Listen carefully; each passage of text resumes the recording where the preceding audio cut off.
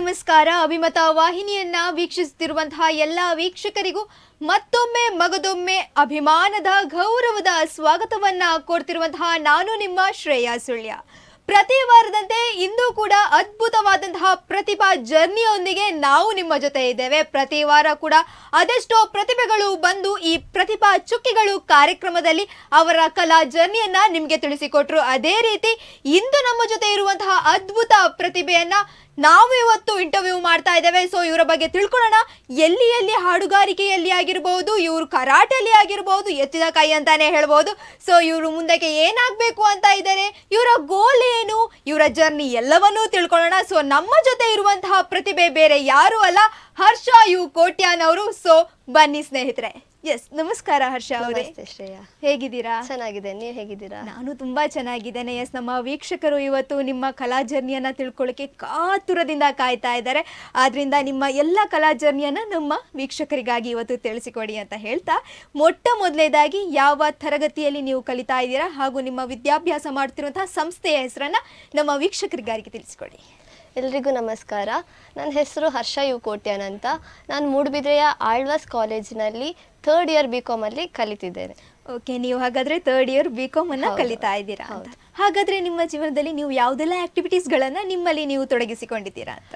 ನಾನು ಮೂಡುಬಿದ್ರೆಯ ಶೋರಿನ್ review ಅಸೋಸಿಯೇಷನ್ನ karate ಪಟುವಾದಂತಹ Shri Mohammed Nadeem ಹಾಗೂ ಶ್ರೀಯುತ ಮೊಹಮ್ಮದ್ ಸರ್ಫರಾಜ್ ಇವರಲ್ಲಿ 13 ವರ್ಷಗಳಿಂದ ಕರಾಟೆ ತರಬೇತಿ ಪಡೆದಿದ್ದೇನೆ.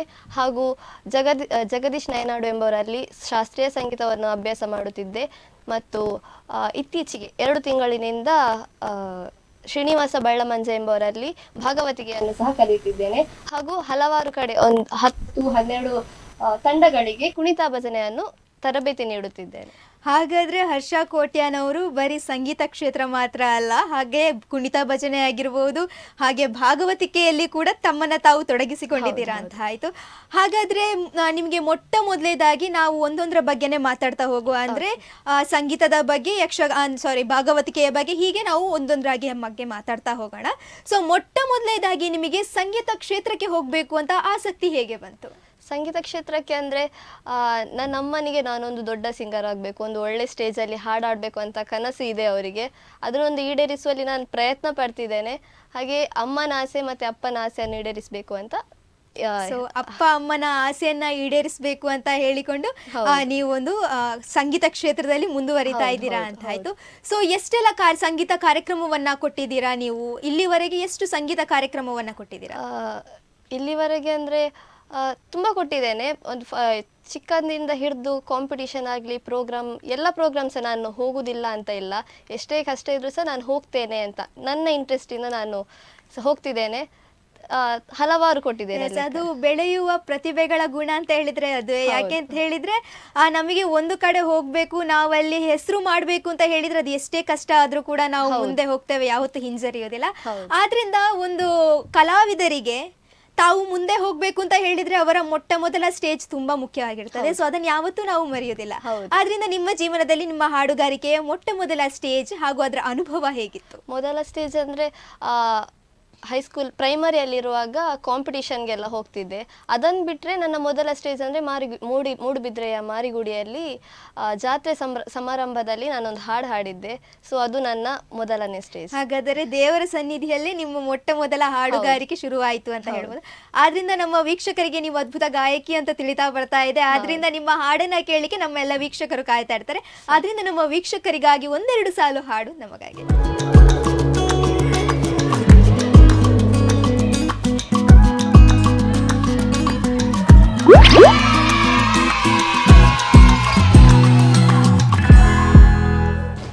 ಭಾರೋ ಕೃಷ್ಣಯ್ಯ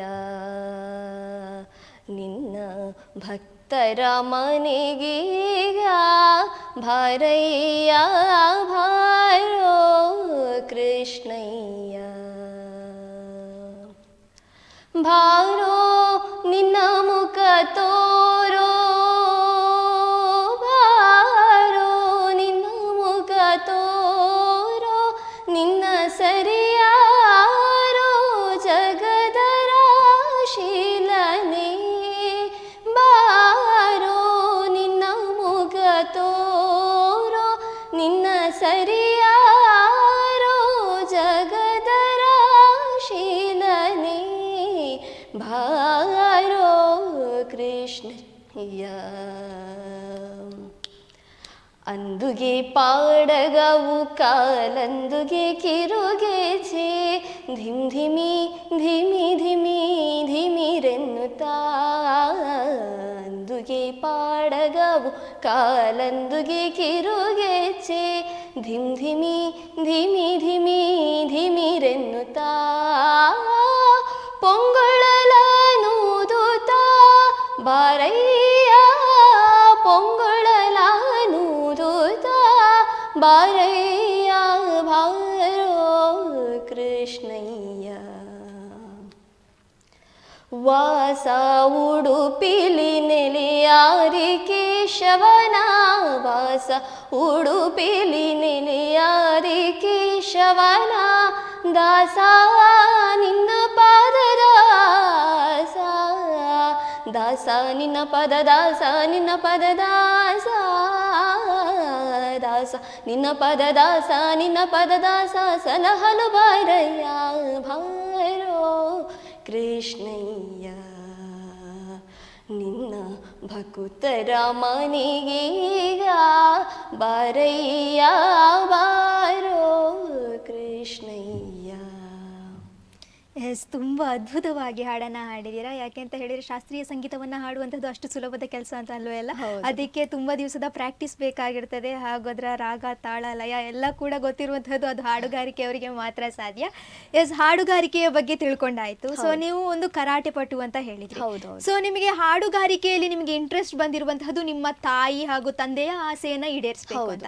ನಿಮಗೆ ಕರಾಟೆಯಲ್ಲಿ ಯಾಕೆ ಅಂತ ಹೇಳಿದ್ರೆ ಈಗಿನ ಸಮಯದಲ್ಲಿ ಹೆಣ್ಣು ಮಕ್ಕಳು ಕರಾಟೆಗೆ ಹೋಗೋದು ಕಮ್ಮಿ. ಗಂಡು ಮಕ್ಕಳಿಗಾದ್ರೆ ಎಸ್ ಫೈಟಿಂಗ್ ಮಾಡಬೇಕು ನಾನು ಅಂತೆಲ್ಲ ಆಸಕ್ತಿ ಇರ್ತದೆ. ಆದ್ರಿಂದ ಹೆಣ್ಣು ಮಗುವಾಗಿ ನಿಮಗೆ ಕರಾಟೆಯಲ್ಲಿ ಹೇಗೆ ಆಸಕ್ತಿ ಬಂತು? ನನಗೆ ಕರಾಟೆಯಲ್ಲಿ ಆಸಕ್ತಿ ಅಂದರೆ ನನ್ನ ತಂದೆಗೆ ಇಂಟ್ರೆಸ್ಟ್ ಇತ್ತು. ಆದರೆ ಅವರು ನನ್ನ ಹತ್ರನೇ ಬಾಯಿ ಬಿಟ್ಟು ನೀನು ಜಾಯಿನ್ ಆಗು ಅಂತ ಹೇಳೋದ್ರ ಬದಲು ನನಗೆ ಒಂದು 2-3 ಸಲ ನನಗೆ ನ್ಯೂಸ್ ಪೇಪರಲ್ಲಿ ಒಬ್ಬ ಹುಡುಗನ ಫೋಟೋ ತೋರಿಸಿದ್ರು. ಅವ್ನು ಹೀಗೆ ಮೆಡಲ್ ಹಿಡ್ಕೊಂಡಿರುವಂಥ ಒಂದು ಫೋಟೋ ಇತ್ತು. ನೋಡಿ ಇವನು ಕರಾಟೆಯಲ್ಲಿ ವಿನ್ ಆಗಿದ್ದಾನೆ, ಪ್ರೈಸ್ ಬಂದಿದೆ, ಹಾಗೆ ನನಗೆ ತೋರಿಸ್ತಾ ಇದ್ರು. 2-3 ಸಲ ತೋರಿಸಿದ್ರು. ನನಗೆ ಅದನ್ನು ನೋಡಿ ನನಗೇನು ಇಂಟ್ರೆಸ್ಟ್ ಬಂತು. ಅಂದರೆ ನನ್ನ ಅಪ್ಪ ಹೇಗೆ ಅಂದರೆ ಅವರಾಗಿ ನನ್ನನ್ನು ಫೋರ್ಸ್ ಮಾಡಿ ಹಾಕಿದ್ರು ಅಂತ ಆಗಬಾರ್ದು, ನಾನೇ ನನ್ನ ಇಂಟ್ರೆಸ್ಟಿಂದ ಹೋದೆ ಅಂತ. ಅದಕ್ಕೆ ನನಗೆ ತೋರಿಸಿ ನಾನು ಒಂದಿನ ನಾನೇ ಕೇಳಿದೆ, ಅಪ್ಪ ನನಗೆ ಸಹ ಹಾಗೆಯೇ ಮೆಡಲ್ ಹಿಡ್ಕೊಂಡು ಸರ್ಟಿಫಿಕೇಟ್ ಹಿಡ್ಕೊಂಡು ನ್ಯೂಸ್ ಪೇಪರಲ್ಲಿ ಟಿವಿಯಲ್ಲೆಲ್ಲ ಬರಬೇಕು, ನನಗೆ ಸಹ ಇಂಟ್ರೆಸ್ಟ್ ಉಂಟು ಅಂತ. ನೆಕ್ಸ್ಟ್ ಡೇನೇ ನನ್ನ ಅಪ್ಪ ಜಾಯಿನ್ ಮಾಡಿಸಿದ್ರು.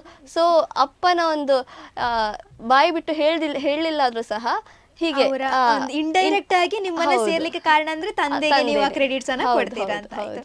ಹಾಗಾದ್ರೆ ನೀವು ಕರಾಟೆಯಲ್ಲಿ ಏನೆಲ್ಲ ಸಾಧನೆಯನ್ನ ಮಾಡಿದ್ರೆ, ಅಂದ್ರೆ ಎಷ್ಟು ವರ್ಷ ಈಗ ಕರಾಟೆಯನ್ನ ಕಲಿತಾ ಇಲ್ಲಿವರೆಗೆ ಎಷ್ಟು ವರ್ಷ ಆಯ್ತು? ಹಾಗೆ ಯಾವುದೆಲ್ಲ ಕಾಂಪಿಟೇಷನ್ಗಳಲ್ಲಿ ಭಾಗವಹಿಸಿದ್ದೀರಾ? ಹೌದು, ಕರಾಟೆಯಲ್ಲಿ ನಾನೀಗ 13 ವರ್ಷ ಆಯಿತು. ನನಗೀಗ ಬ್ಲ್ಯಾಕ್ ಬೆಲ್ಟ್ ಸಿಕ್ಕಿದೆ, 2 ವರ್ಷ ಆಯಿತು. ಸೊ ನಾನು 2ನೇ ಅಂದರೆ 2nd ಸ್ಟ್ಯಾಂಡರ್ಡಲ್ಲಿ ಕರಾಟೆಗೆ ಜಾಯಿನ್ ಆದೆ. 4th ಸ್ಟ್ಯಾಂಡರ್ಡಲ್ಲಿ ನನಗೆ ಎಲ್ಲ ಕಾಂಪಿಟಿಷನ್ಸ್ ಆಗಿ ನಾನು ಇಂಟರ್ನ್ಯಾಷನಲ್ ಕಾಂಪಿಟಿಷನ್ಗೆ ಸೆಲೆಕ್ಟ್ ಆಗ್ತೇನೆ. ಅದು ಶ್ರೀಲಂಕಾದಲ್ಲಿ ನಡೀತದೆ. ಶ್ರೀಲಂಕಾದಲ್ಲಿ ಓಪನ್ ಇಂಟರ್ನ್ಯಾಷನಲ್ ಕರಾಟೆ ಚಾಂಪಿಯನ್ಶಿಪ್ ನಡೀತದೆ. ಅಲ್ಲಿ ನನಗೆ 2 ಚಿನ್ನದ ಪದಕ ನನ್ನದಾಗಿಸಿಕೊಳ್ತೇನೆ. ಮತ್ತು 2016ರಲ್ಲಿ ಮಲೇಷ್ಯಾದಲ್ಲಿ ನಡೆದಂತಹ ಓಪನ್ ಇಂಟರ್ನ್ಯಾಷನಲ್ ಕರಾಟೆ ಚಾಂಪಿಯನ್ಶಿಪ್ ಅಲ್ಲಿಯೂ ಸಹ 1 ಚಿನ್ನದ ಪದಕ ಹಾಗೂ 1 ಕಂಚಿನ ಪದಕವನ್ನು ಪಡೆದಿರ್ತೇನೆ.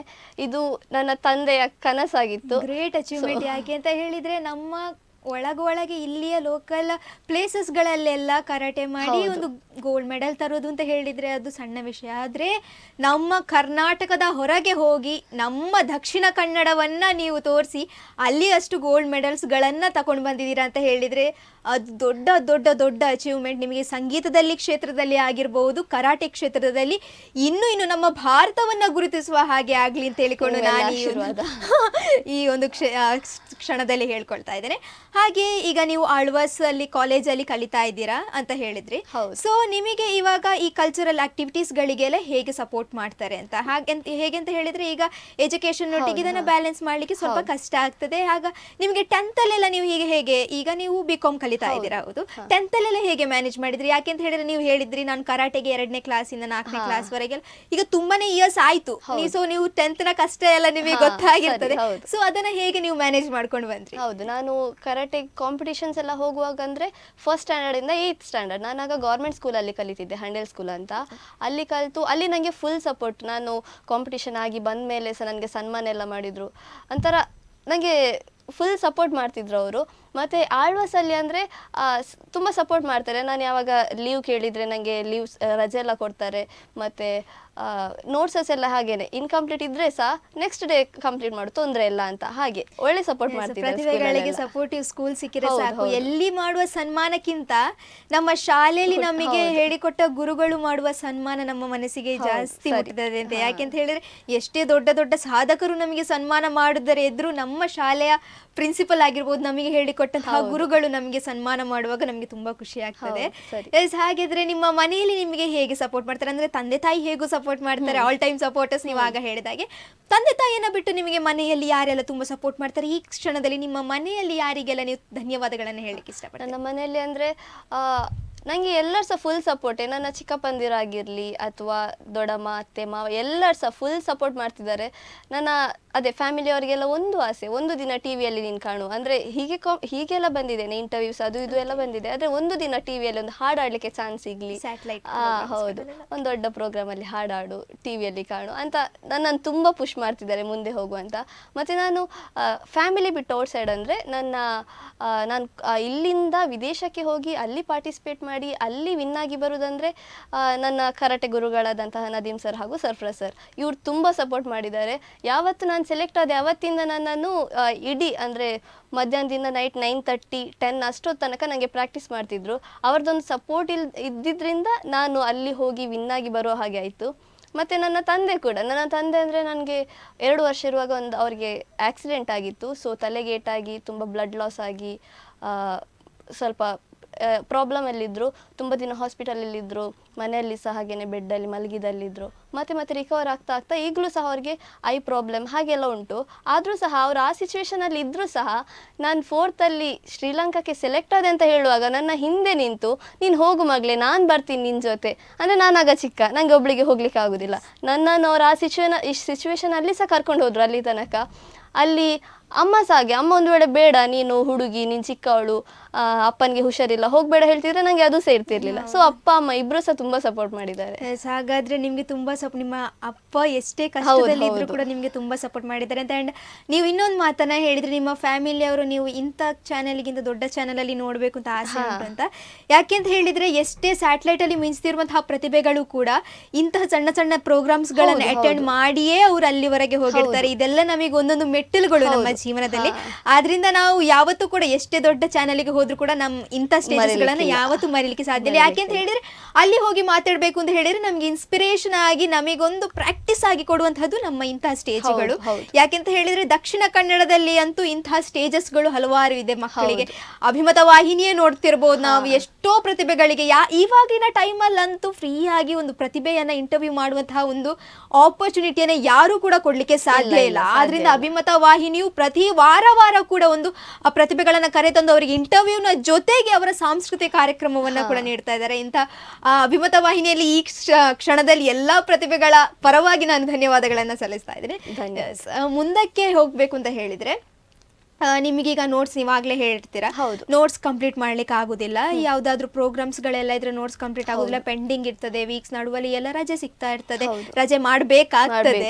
ಸೊ ಆವಾಗ ನಿಮಗೆ ಫ್ರೆಂಡ್ಸ್ ಎಲ್ಲ ಹೇಗೆ ಸಪೋರ್ಟ್ ಮಾಡ್ತಾರೆ? ಎಕ್ಸಾಮ್ ಟೈಮ್ ಅಲ್ಲೆಲ್ಲ ಲೈಕ್ ಫ್ರೆಂಡ್ಸ್ ಎಲ್ಲ ಹೇಳಿಕೊಡುವಂತದ್ದು ನಮಗೆ ಜಾಸ್ತಿ ಅಲ್ವಾ? ಸೊ ಹೇಗೆ ಸಪೋರ್ಟ್ ಮಾಡ್ತಾರೆ ನಿಮ್ಗೆ ಫ್ರೆಂಡ್ಸ್? ಅಂದ್ರೆ ಒಳ್ಳೆ ಸಪೋರ್ಟ್ ಮಾಡ್ತಿದ್ದಾರೆ. ಅವರಿಗೆ ಸಹ ಒಂದು ಆಸೆ, ನಿನ್ನನ್ನು ನಾವು ಟಿವಿಯಲ್ಲಿ ನೋಡ್ಬೇಕು, ಹಾಗೆ ಹೀಗೆ ಅವರಿಗೆ ಸಹ ಒಂದು ಆಸೆ. ತುಂಬಾ ಸಪೋರ್ಟ್ ಮಾಡ್ತಾರೆ. ನಂದು ನೋಟ್ಸ್ ಎಲ್ಲ ಇನ್ಕಂಪ್ಲೀಟ್ ಇದ್ರೆ ಅವರ ನೋಟ್ಸ್ ಕೊಡ್ತಾರೆ ಅಥವಾ ಫೋಟೋಸ್ ಎಲ್ಲ ತೆಗೆದು ಕಳಿಸ್ತಾರೆ. ಮತ್ತೆ ಕ್ಲಾಸಲ್ಲಿ ಸಹ ಹಾಗೆ, ನಾನು ಒಂದಿನ ಕ್ಲಾಸ್ ಅಟೆಂಡ್ ಆಗಲಿಲ್ಲ ಅಂದರೆ ಆವತ್ತು ನಡೆದ ಕ್ಲಾಸ್ ಇದ್ದು ನನಗೆ ಈ ದಿನ ಹೇಳಿಕೊಡ್ತಿರ್ತಾರೆ ಎಲ್ಲ, ಹೀಗೆ ಆಯಿತು ಹೀಗೆ ಆಯಿತು. ನನಗೆ ಫ್ರೆಂಡ್ಸ್ ಸಹ ಸಪೋರ್ಟ್ ಇದೆ, ಲೆಕ್ಚರರ್ ಸಪೋರ್ಟ್ ಇದೆ, ಫ್ಯಾಮಿಲಿ ಸಪೋರ್ಟ್ ತುಂಬಾ ಇದೆ. ಎಸ್, ಹಾಗಾದ್ರೆ ನಿಮಗೆ ಎಲ್ಲರೂ ಕೂಡ ನಿಮ್ಮ ಜೀವನದಲ್ಲಿ ತುಂಬಾ ಸಪೋರ್ಟ್ ಮಾಡ್ತಾ ಇದ್ದಾರೆ. ಫ್ಯಾಮಿಲಿ, ಫ್ರೆಂಡ್ಸ್ ಆಗಿರ್ಬೋದು, ಸ್ಕೂಲ್, ಕಾಲೇಜ್ ಎಲ್ಲರೂ ಕೂಡ ತುಂಬಾ ಸಪೋರ್ಟ್ ಮಾಡ್ತಾ ಇದ್ದಾರೆ. ಹಾಗಾದ್ರೆ ಹರ್ಷ ಅವರಿಗೆ ಮುಂದಿನ ಜೀವನದಲ್ಲಿ ಸಕ್ಸಸ್ ಕಟ್ಟಿಟ್ಟ ಪುತ್ತಿತಳೆ ಹೇಳ್ಬೋದು.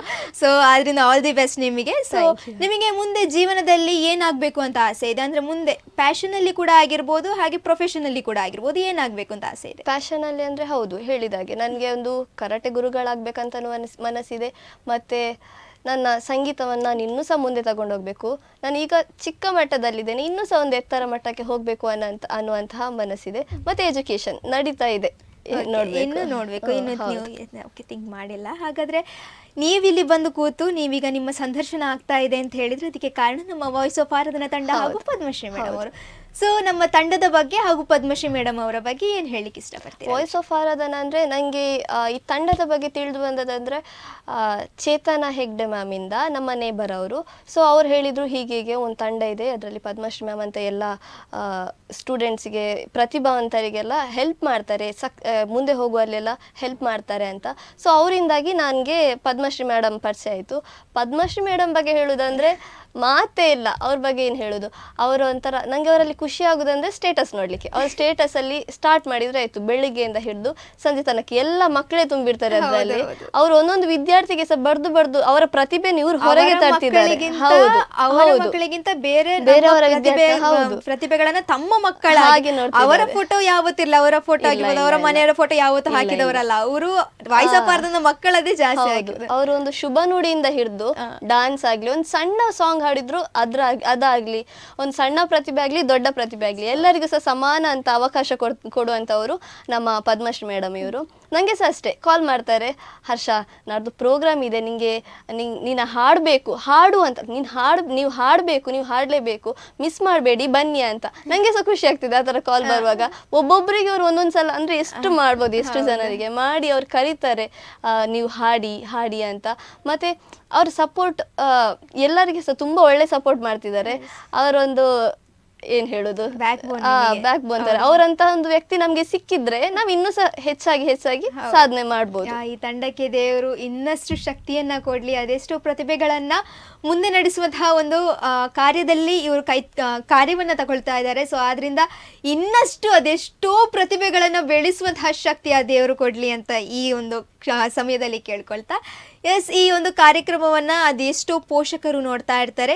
ಯಾಕೆಂತ ಹೇಳಿದ್ರೆ ಎಲ್ಲ ಇಂಟರ್ವ್ಯೂ ಅಲ್ಲಿ ನಾನು ಕೊನೆಗೆ ಈ ಒಂದು ಮಾತನ್ನ ಹೇಳ್ತೇನೆ. ಯಾಕೆ ಅಂತ ಹೇಳಿದ್ರೆ ಎಷ್ಟೋ ಮಕ್ಕಳಿಗೆ ಆಸೆ ಇರ್ತದೆ ಇಲ್ಲಿ ಬಂದು ನಾನು ಮಾತಾಡುವಂತ ಒಂದು ಆಪರ್ಚುನಿಟಿ ಸಿಗ್ಬೇಕು ಅಂತ. ಆದ್ರೆ ಪೋಷಕರು ಸಪೋರ್ಟ್ ಮಾಡೋದಿಲ್ಲ. ಯಾಕೆ ಅಂತ ಹೇಳಿದ್ರೆ ಎಜುಕೇಶನ್ ಬೇಕು, ಇವಾಗ ಮುಂದಕ್ಕೆ ಹಣ ಮಾಡ್ಬೇಕು ಅಂತ ಎಜುಕೇಶನ್ ಬೇಕು, ನಮಗೆ ಸ್ಕೂಲ್ಗೆ ಹೋಗ್ಬೇಕು, ಇದು ಬೇಡ ಅದು ಬೇಡ ಅದು ಇದು ತುಂಬಾ ಹೇಳ್ತಾರೆ. ಆದ್ರಿಂದ ಒಂದು ಪ್ರತಿಭೆಯಾಗಿ ನೀವು ನೋಡ್ತಿರುವಂತಹ ವೀಕ್ಷಕರಿಗೆ ಏನ್ ಹೇಳ್ತಾರೆ, ಇಲ್ಲದಿದ್ರೆ ಅದೇ ಉಲ್ಟ ಕೂಡ ಆಗಿರ್ತದೆ. ಒಮ್ಮೊಮ್ಮೆ ಮಕ್ಕಳಿಗೆ ಇಂಟ್ರೆಸ್ಟ್ ಇರೋದಿಲ್ಲ, ನಮ್ಮ ಪೇರೆಂಟ್ಸ್ ಸಪೋರ್ಟ್ ಮಾಡ್ತಾರೆ. ಸೊ ಹಾಗಿರುವಾಗ ನಮ್ಮ ವೀಕ್ಷಕರಿಗೆ ಏನ್ ಹೇಳಿಕ್ಕೆ ಇಷ್ಟಪಡ್ತೀರಾ? ಪೇರೆಂಟ್ಸಿಗಾಗಿರ್ಬೋದು ಇಲ್ಲ ಮಕ್ಕಳಿಗಾಗಿರ್ಬೋದು? ಹೌದು, ವೀಕ್ಷಕರಿಗೆ ಅಂದ್ರೆ ಒಂದು ಮಗು ಎನ್ನುವಂಥದ್ದು ಆವೆ ಮಣ್ಣಿನ ಥರ. ಆ ಮಣ್ಣನ್ನು ತಟ್ಟಿ ಕೊಟ್ಟಿ ಕುಂಬಾರ ಒಂದು ಮಡಕೆಯನ್ನು ಹೇಗೆ ಸುಂದರವಾಗಿ ತಯಾರಿಸ್ತಾನೋ ಹಾಗೆ ಹೆತ್ತವರು ಸಹ ಆ ಮಡಿಕೆಗೆ ಒಂದು ಸುಂದರವಾದ ರೂಪ ಕೊಡ್ಬೇಕಂದ್ರೆ ಕುಂಬಾರ ತುಂಬಾ ಕಷ್ಟ ಬಂದಿರ್ತಾನೆ. ಅದೇ ಒಂದು ವ್ಯಂಗ್ಯವಾಗಿ ರೂಪ ಕೊಟ್ರೆ ಅದು ವ್ಯಂಗ್ಯವಾಗಿಯೇ ಕಾಣ್ತದೆ ನಮಗೆ. ಹಾಗೆಯೇ ಹೆತ್ತವರು ಸಹ ಒಂದು ಮಗುವನ್ನು ಬೆಳೆಸುವಲ್ಲಿ ಒಳ್ಳೆ ರೀತಿಯಲ್ಲಿ ನಡೆಸಿದ್ರೆ ಆ ಮಗು ಒಂದು ಉತ್ತಮ ಮಟ್ಟಕ್ಕೆನೇ ಏರ್ಬೋದು. ಹಾಗೆ ನನ್ನ ತಂದೆ ತಾಯಿ ಎಕ್ಸಾಂಪಲ್ ನಾನು ಹೇಳೋದು, ಅವ್ರು ಸಹ ಒಂದು ವೇಳೆ ನೀನು ಹುಡುಗಿ, ನೀನು ಕರಾಟೆ ಹೋಗಬಾರ್ದು, ನೈಟ್ ಎಲ್ಲ ಭಜನೆ ಕಾಂಪಿಟೇಷನ್ ಪ್ರೋಗ್ರಾಮ್ ಎಲ್ಲ ಇರ್ತದೆ, ಮೆರವಣಿಗೆ ಎಲ್ಲ ಇರ್ತದೆ, ನೀನು ಬರುವಾಗ ಲೇಟ್ ಆಗ್ತದೆ, ನೀನು ಹೋಗಬಾರ್ದು ಅಂತ ಹೇಳಿ ನನ್ನ ಮನೆಯಲ್ಲೇ ಕುತ್ಕೊಳಿಸ್ತಿದ್ರೆ ನಾನು ಇವತ್ತು ಈ ಸ್ಥಾನದಲ್ಲಿ ನಿಂತು ನೀವು ನನ್ನನ್ನು ಸಂದರ್ಶನ ಮಾಡಲಿಕ್ಕೆ ಸಾಧ್ಯ ಇರ್ತಿರ್ಲಿಲ್ಲ ಅನಿಸುತ್ತೆ. ಅವರ ಒಂದು ಒಳ್ಳೆ ನನಗೆ ಸಪೋರ್ಟ್ ಸಿಕ್ಕಿದ್ರಿಂದ ನಾನು ಇಲ್ಲಿ ಬಂದು ಮಾತಾಡ್ತಿದ್ದೇನೆ. ಹಾಗೆ ಎಲ್ಲರಿಗೆ ಸಹ ನಾನು ಹೇಳೋದು ಅಂದರೆ, ನಿಮ್ಮ ಮಕ್ಕಳಲ್ಲಿ ಒಬ್ಬೊಬ್ಬರಲ್ಲಿ ಒಂದೊಂದು ಪ್ರತಿಭೆ ಇರ್ತದೆ. ಆ ಪ್ರತಿಭೆಯನ್ನು ನೀವು ಹೊರಗೆ ತನ್ನಿ. ಎಷ್ಟೋ ಜನ ಇದ್ದಾರೆ ಪೇರೆಂಟ್ಸ್ ಸಹಾಯ ಇಲ್ಲ ಅಂದರೆ ಪೇರೆಂಟ್ಸ್ ಸಪೋರ್ಟ್ ಇಲ್ಲದೆ ಮೇಲೆ ಬಂದವರಿದ್ದಾರೆ. ಆದರೂ ಸಹ ನಿಮ್ಮದೊಂದು ಸಪೋರ್ಟ್ ಇದ್ದರೆ ಅವ್ರು ಇನ್ನೂ ಸಹ ಮೇಲೆ ಹೋಗ್ಬೋದು, ಇನ್ನೂ ಸಹ ಸಾಧನೆ ತುಂಬ ಮಾಡ್ಬೋದು. ಸೊ ಎಲ್ಲರಿಗೆ ಸಹ ಒಂದು ನಿಮ್ಮ ಮಕ್ಕಳಿಗೆ ಸಪೋರ್ಟ್ ಮಾಡಿ ಇಂತಹ ಒಂದು ನಮ್ಮ ವಾಯ್ಸ್ ಆಫ್ ಆರಾಧನಾ ತಂಡ ಅಂತಹ ಒಂದು ತಂಡಕ್ಕೆಲ್ಲ ಜಾಯಿನ್ ಮಾಡಿಸಿದ್ರೆ ಒಳ್ಳೆಯದು ಅಂತ. ನನಗೆ ಮತ್ತೆ ನೀವು ಕುಣಿತ ಭಜನೆಯಲ್ಲಿ ಇದ್ದೀರಾ ಅಂತ ಹೇಳಿದ್ರಿ. ಸೊ ಈಗಿನ ಕಾಲದಲ್ಲಿ ಕುಣಿತ ಭಜನೆ ಅಂತ ಹೇಳುವಂಥದ್ದು ತುಂಬ ಕಡಿಮೆ ಆಗ್ತಾ ಇದೆ. ನನಗಂತೂ ತುಂಬ ಇಷ್ಟ ಕುಣಿತ ಭಜನೆ, ಯಾಕೆಂತ ಹೇಳಿದ್ರೆ ನನಗೆ ಭಜನೆಗೆ ಡ್ಯಾನ್ಸ್ ಮಾಡೋದು ಅಂತ ಹೇಳಿದ್ರೆ ತುಂಬ ಇಷ್ಟ. ಯಾಕಂದ್ರೆ ಈಗಿನ ರೀಲ್ಸಲ್ಲೆಲ್ಲ ಫಿಲ್ಮ್ ಸಾಂಗ್ಸ್ಗಳೇ ಜಾಸ್ತಿ ಬರೋದ್ರಿಂದ ಯಾರು ಕೂಡ ಈಗ ಭಜನೆಗೆ ಅಷ್ಟು ಇಂಟ್ರೆಸ್ಟೇ ಕೊಡ್ತಾ ಇಲ್ಲ.